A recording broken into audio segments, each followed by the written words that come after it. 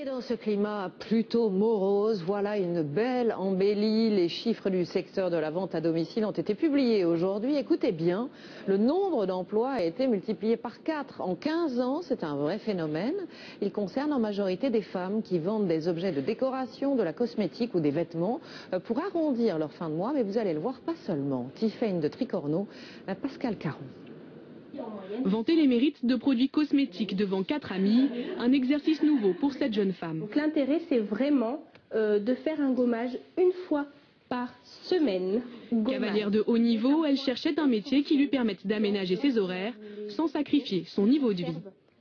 Je travaille 30 heures par semaine pour un salaire de 1 800 € par mois. Elle n'est pas salariée mais indépendante. Son salaire dépend donc des ventes qu'elle réalise durant le mois. Les ventes à domicile ont été inventées par une marque américaine dans les années 50. Grâce à elle, les petites boîtes en plastique vont envahir nos cuisines. Depuis 15 ans, cette activité s'est énormément développée en France. Le concept séduit.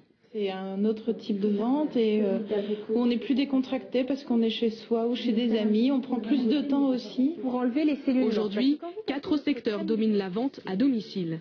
L'aménagement de la maison, la cosmétique, l'habillement et les ateliers culinaires.